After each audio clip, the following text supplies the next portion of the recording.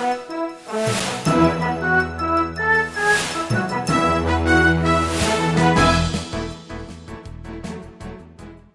going to have a conversation about the dilemma that the New Patriotic Party and its government have to deal with regards Sarah Adwoa Safo, because as we speak, we're told she's in the United States of America. Why isn't she in Parliament? We don't have any official response. But what we do know is that she's actually sought leave of absence from the presidency. That's a fact.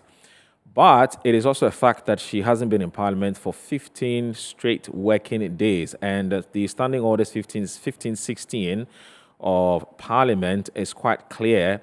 And what it says is that if, and I'm going to just quote, that it says that if any member of Parliament who absent him or herself from Parliament or parliamentary duties for more than 15 working days, the matter will be referred to the Privileges Committee, and they would establish whether your absence has a just cause or not. So it's quite clear what the Standing Orders of the House has stated. In her case, she's done about 17 days or so, and as we speak, there are persons, in fact, the majority have said they are going to trigger the necessary or the relevant clauses within the, within the Standing Orders of the House or within the Constitution to get her to be removed as a member of Parliament. And so that has created a lot of talk in that particular constituency as to what will happen if this particular process is executed.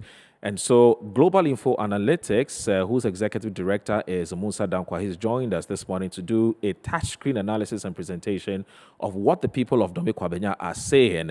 But beyond that, what are they also saying about who they would want to lead the New Patriotic Party in well, if the status quo remains, that would be in 2024, as to who lead the New Patriotic Party into the 2024 elections and what the issues at play in terms of ethnic, gender, basically about demographics. So Musa Dankwa is here with us. Musa Dankwa, good morning. It's good to see you, sir. Good morning, Moro. And I hope you're doing very well. By His grace. Now, I don't know how you intend to do this presentation, but you went to Dome Kwabenya.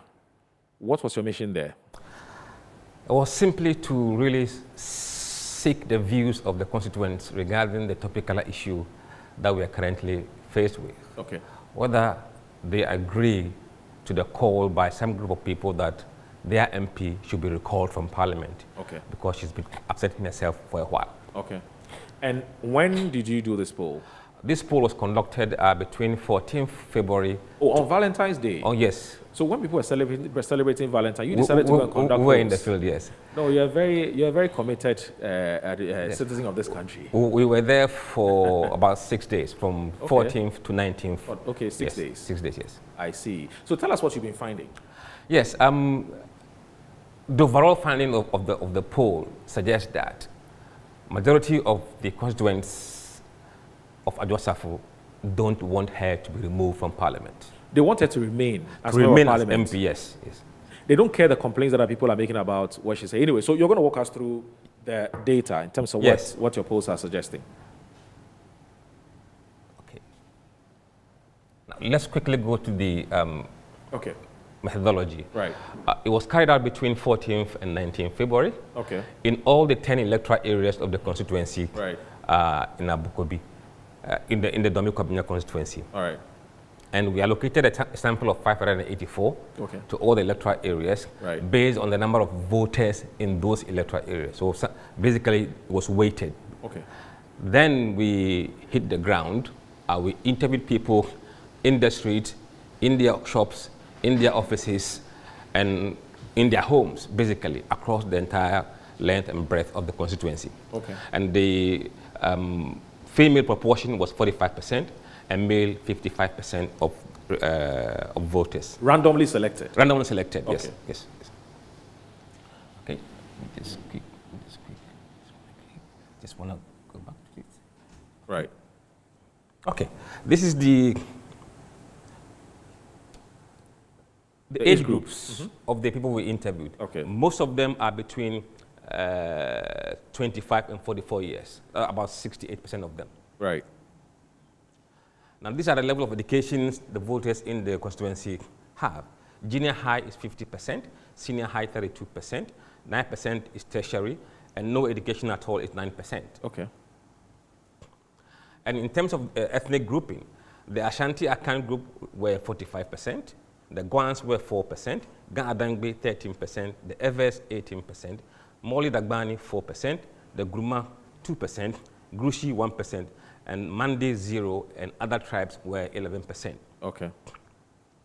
In terms of religious groupings, Christians were 76% in the constituency, Muslims were 18%, traditional religion 2%, other religions 3%, and no religion 2%. Now, this is the party breakdown of the constituency. 35% identify themselves as sympathizers of NPP, 36% NDC, 7% other smaller parties, and floating voters 22%. Okay. Now, this is how the electoral areas got their share of the responses.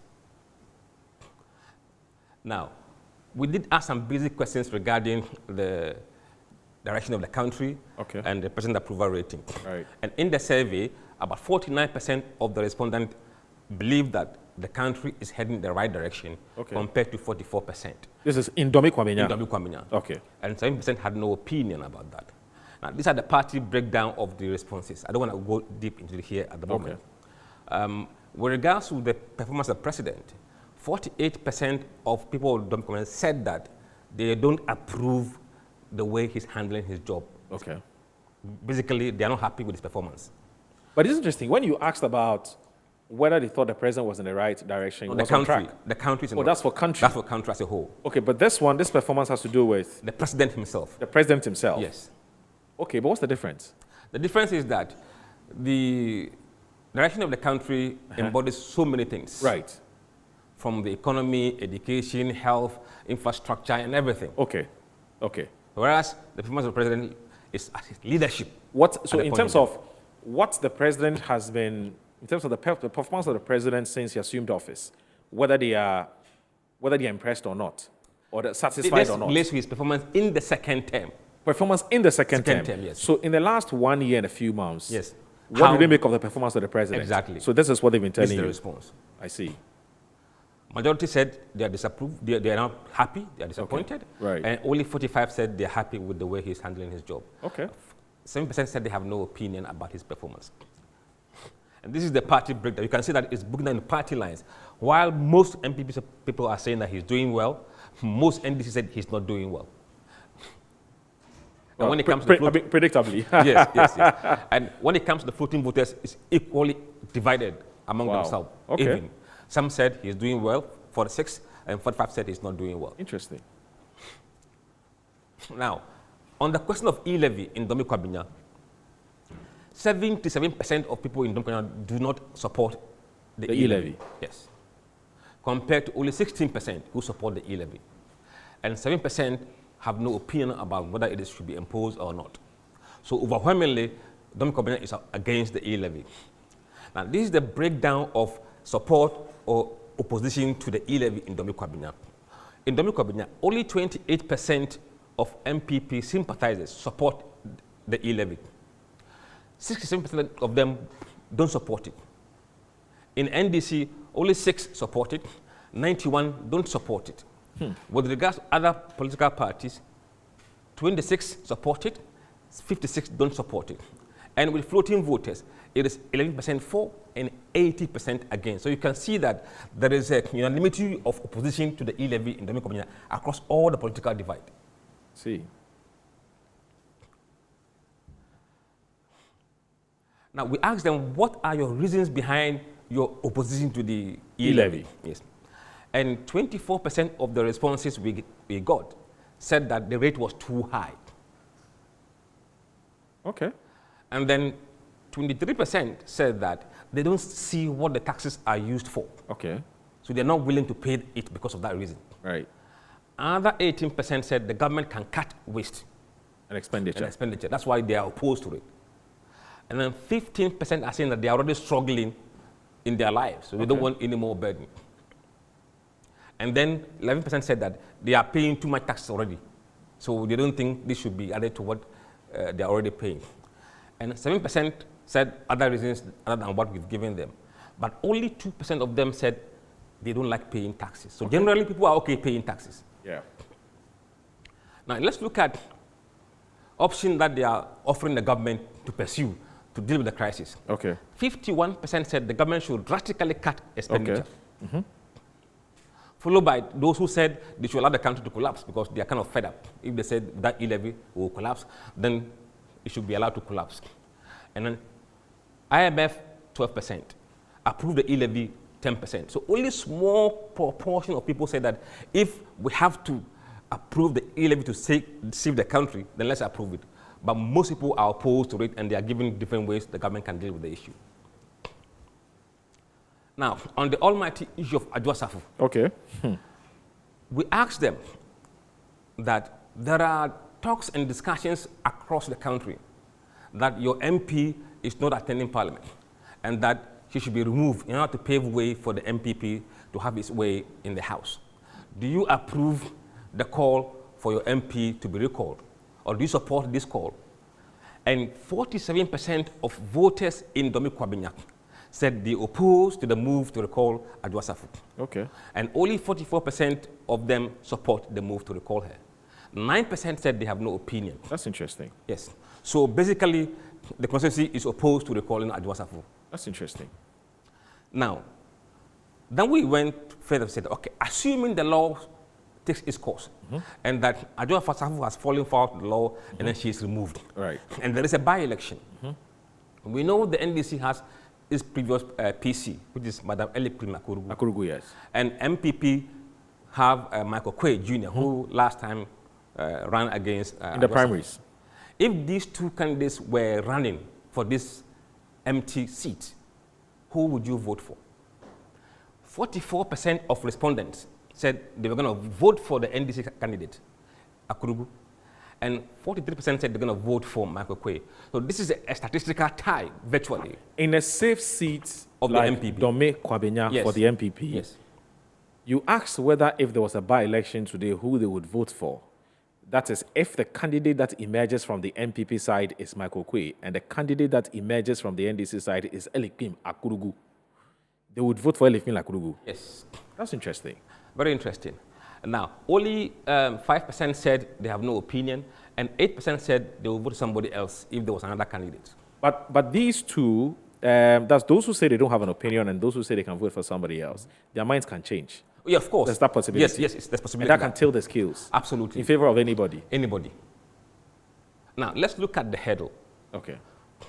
Now, if you look at Dome Kwabenya history, historically, in terms of parliamentary seats, MPP have had their way throughout the constituency for a long time. Now, but you notice that in 2020, the number dropped from 68 to 58%. In 2020, Yes, compared to 2016. it dropped from 68% 68 to 58%. Yes. Do we know what accounted for this? There are a number of reasons that are accounting for these differences. Okay. One was the maybe general incumbency situation that MPP was facing in last Right. time. Two, there was an issue with the register last time when the EC register was recompiled. Right. Because Dome Kwabenya and part of the Taifa areas lost about 9,000 votes. Wow. Compared to the 2019 register. So they lost people that due to some kind of, I would say, people not able to register or come back from diaspora to register. Okay. And then also, you have the eastern part of Dome Kwabenya, which is the growing part of the constituency. That is a developing area. Abokobi, Abloaje, Boy, and the surrounding areas is a built-up area. People are moving in. Whereas the Dome Kwabenya Taifa is already built up. People are settling in the other part. So you can see that there is a demographic changes within the constituency. And that is accounting for some of these shrinking numbers of MPP in that area. I see. The Now- place is becoming more urbanized. Is that? It's becoming more, not necessarily urban, Not it's necessarily being urbanized. built up. It's being built up. developing. People are moving in. Wow. Whereas Dome Kwabenya is already built up. So there are no new I see. residents coming in. So that's what is accounting for the change in dynamics. Yes. That's interesting. Now, if you look at the performance of the two candidates in the various 10 electoral areas, you could see something remarkable. In Abokobi, which is the Gan part of the constituency, Abloaje is a Gan part, Agbogba is a Gan part, Hatu is a Gan part. Michael Quay is performing below averagely 10%. In the Gan part? In the Gan Abokobi, Ablaje, and Agboba Agboba. Hacho. Hacho. Yes. Michael Kwe is not doing well. Traditionally, it's NDC stronghold. Okay. But being a Gan candidate, Yes. you should prove something. Absolutely. He is not performing there at all. He's below 10% in those areas. And then where NPP does well, the NDC candidate is performing above 20%. So Akurugu here, even though she's losing, she is doing 35%, 25%, 21%, 21%. So she is doing above average in areas that NPP should be dominating. That's interesting. That's in the electoral areas. Yes, in the electoral. That's why the race has become kind of dead heat, because the opposition candidate is doing well in the NPP stronghold.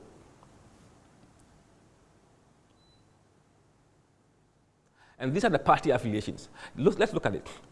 Among people who are voting for Michael Kwe, 86% of them are MPP. 2.4% are from NDC. 6.4%,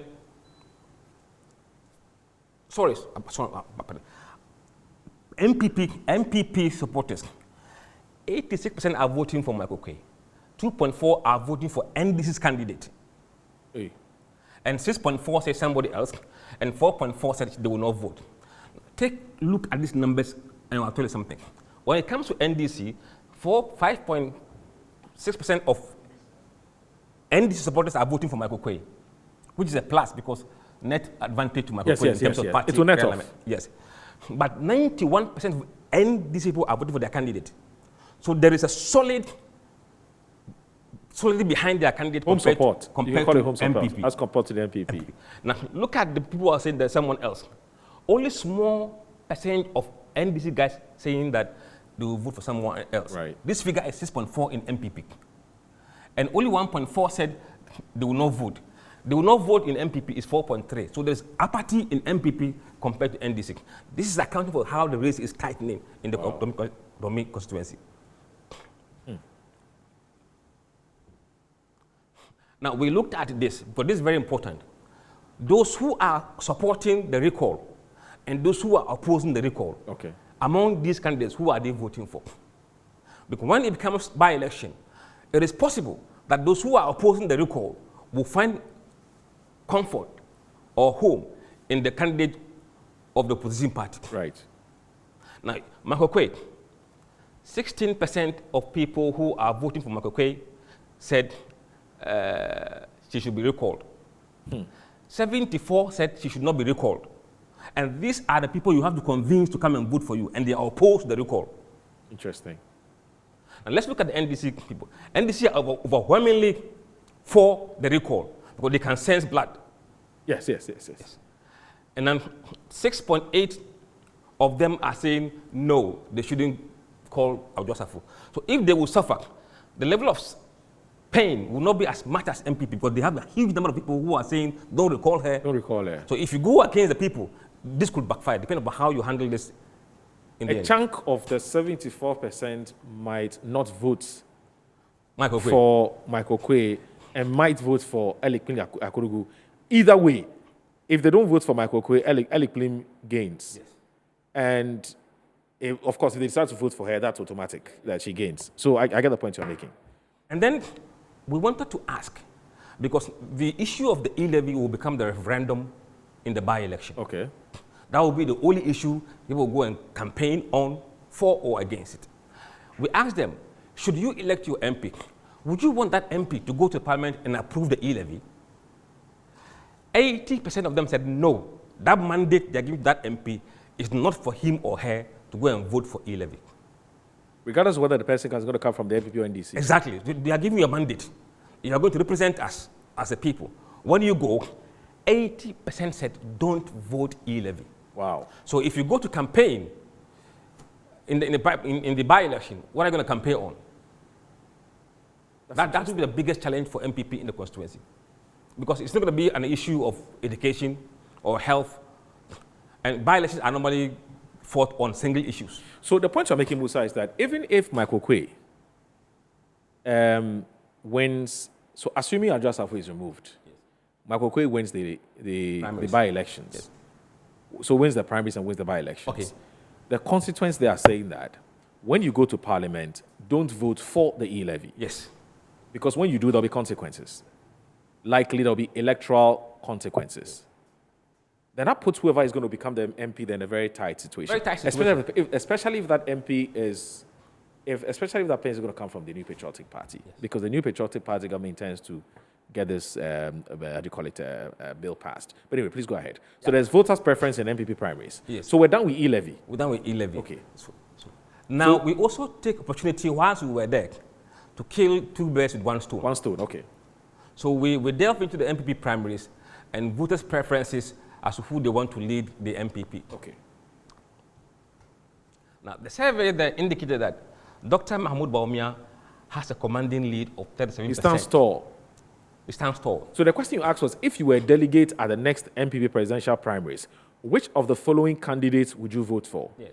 And you have Dr. Mahmoud Bawumia On 37%. He's garnered 37%. Yes. So 37% of the people of Dome Kwabenya say they want Dr. Mahmoud Bawumia to lead the New Patriotic Party. 25% say Alan Chermanting.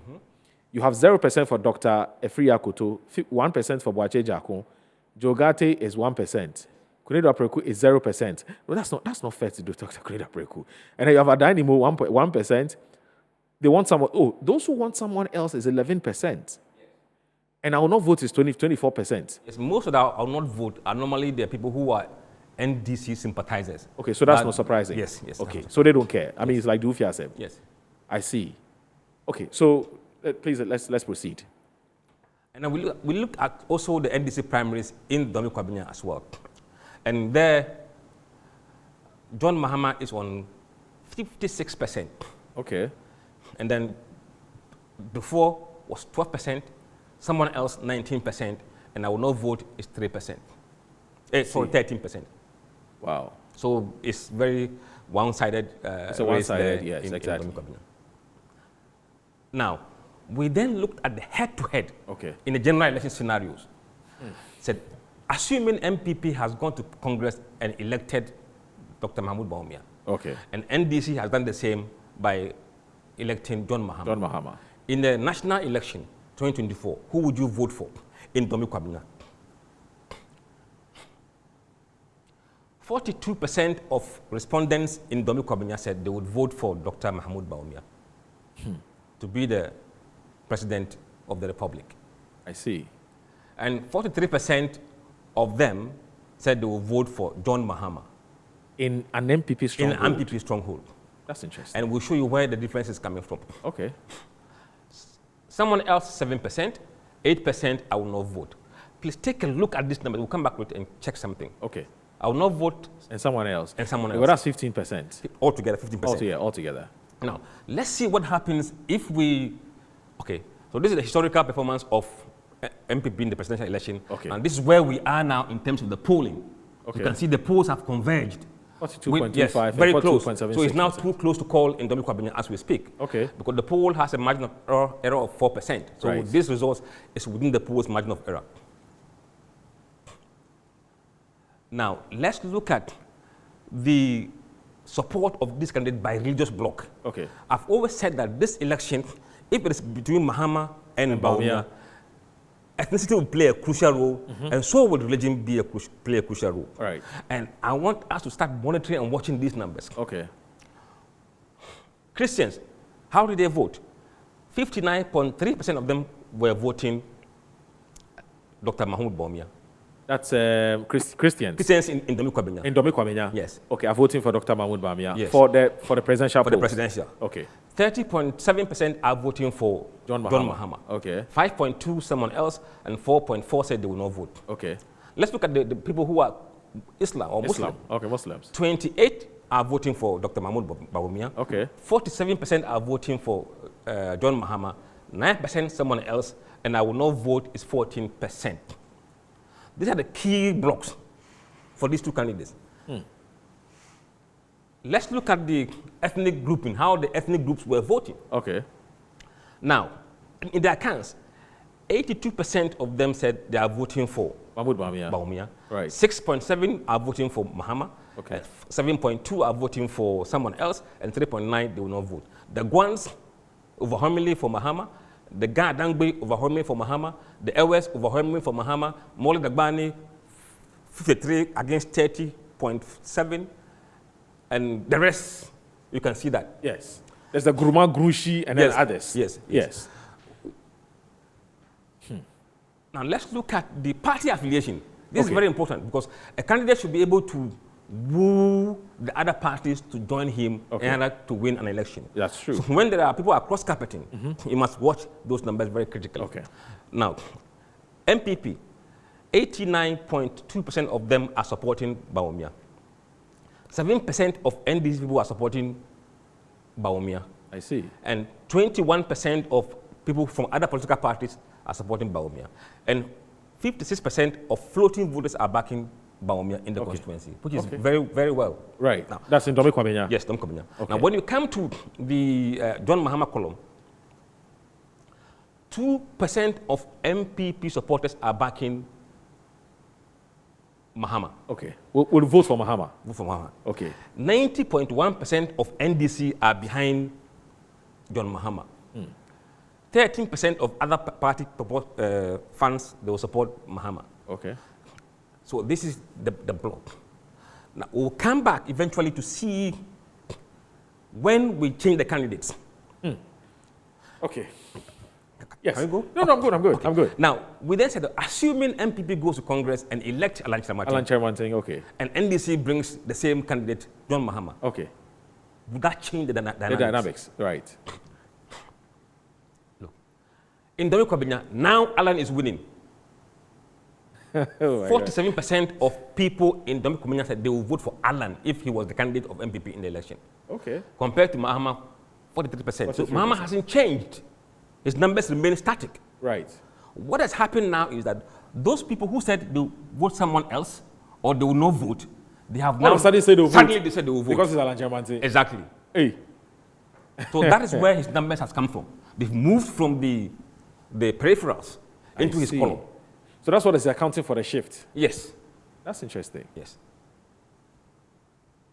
Now, so in terms of the historical performance, you can see that now Alan, even though is lower trajectory, but he's still above Mahama's performance in terms of the poll.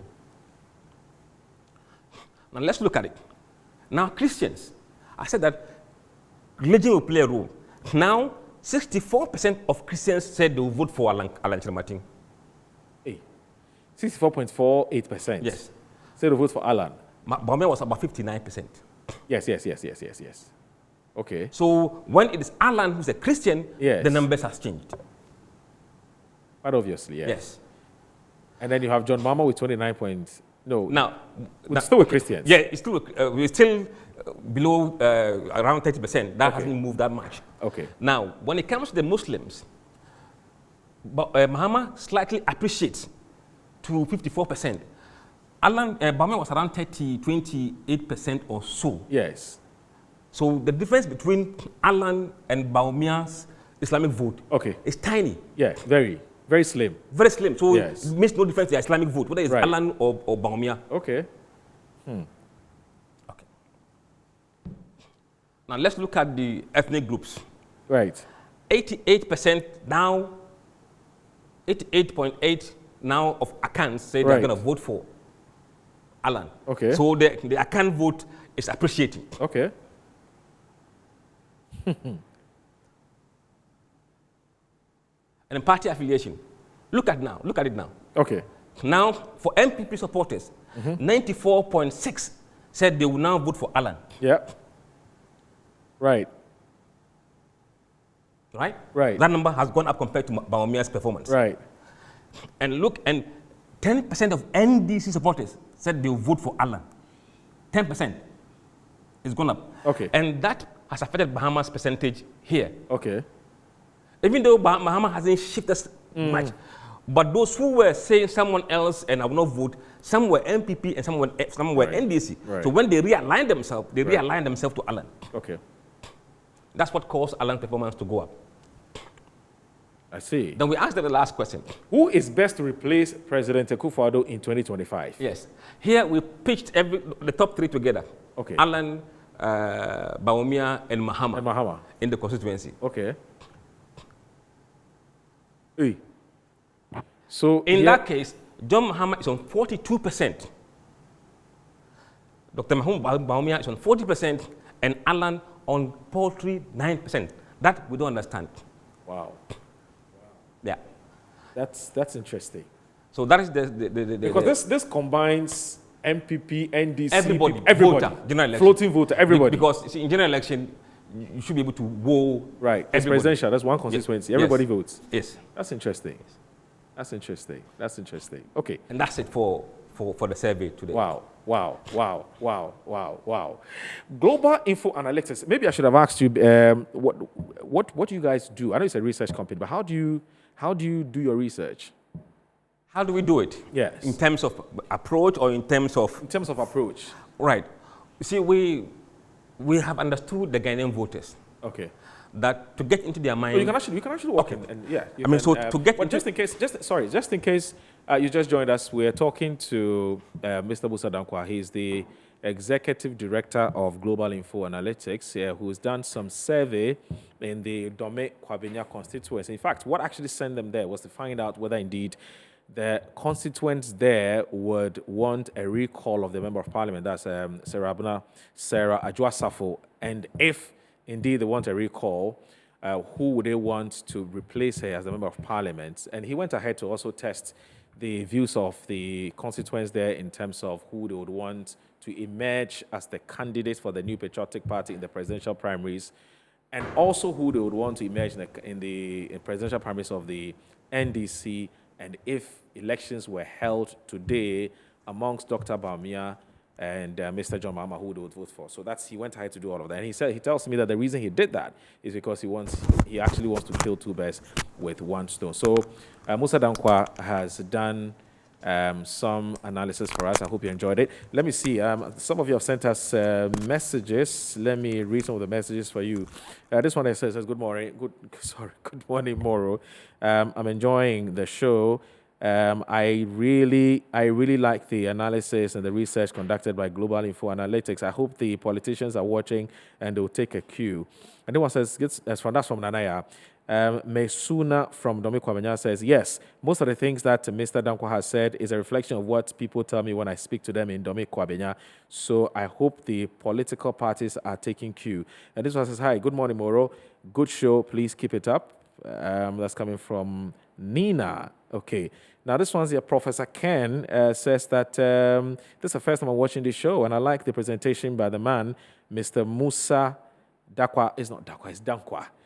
Please tell him that he should continue with what he's doing. All right, so we have to wrap up in the next minute or so. So, you've done Dome Kwabenya. Which other constituency do you intend to do next? Okay. Oh, please. Okay, no, the microphone is on. Yes, please go ahead. Asin North. Yeah. Okay. There will be there. You'll be there. Looking at Jomoro okay. as well. Okay. But we're also trying to profile some of the constituencies that are similar to Dome Kwabenya. Okay. And see whether the pattern we've seen in Dome Kwabenya is cutting across those areas. So I see. We are looking at that. We can't. And also, in April, we'll be going back to our national tracking poll again across the country. I see. In the 2020 elections, just briefly, just 30 seconds, your prediction, in fact, you sent it to me, the prediction was just slightly different from what actually turned out eventually. Yes. We predicted 50.4% for Nana Addo in the presidential elections. Right. And our margin of error was 1.9%. Right. So if you add the margin of error, we are within the range. Okay. I want to thank you very much, Mr. Dankwa, for your time. He's Executive Director of Global Info Analytics.